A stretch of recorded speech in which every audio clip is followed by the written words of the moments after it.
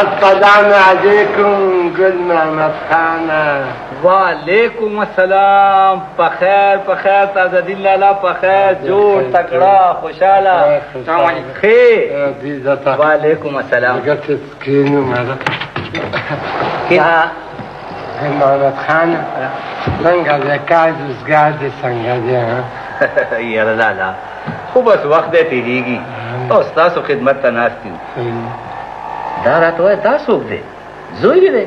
او من خدای دې دا مې پلار یو عزیز ویم. واه تازه دین لالا زوی خو یې له خیره سره زلمی شو. دا راته ووایه چې چاته نوکر کړی دی او که نه؟ دا گل محمد خانه که ستا خبره رانده که نوکری خو پیدا که نن ساده شته خو ما وی ته په کار کسب به کښېنم. وایي کسب خو ډېر ښه شی دی تازه دین لالا. دا ما ته ګورې نه سر د کوره چې راځم نو 100-200 روپۍ ځان سره ماښام کور ته وړم. زه خو یم دا زلمی دې ما سره برتي کا په میاشت کې دننه باید د استاذ کم که څنګه دې خوښه ده؟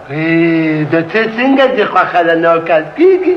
نو دا جی ګل خان استاد قومیت یې کنه او زه ورته خري یو دا دې څه بابا لس ورځې کې به پوره استاد یم. شاباش بس خوښه مې ده. زه خو یم د سبا نه راځه.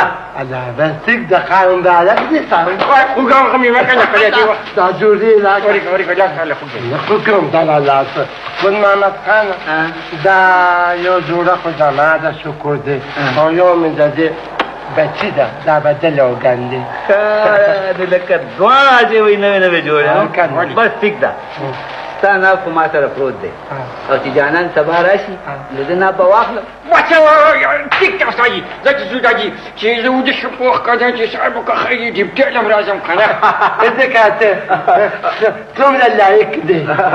دا دینو زه چای به څښلی بیا به تللی. والله خبره خو دې ښه نو دا کیږو کنه دا جی نه وخت دی داسې بازار ته راوځي سود سودا به وکړو. نه وخت سلام علیکم استاد.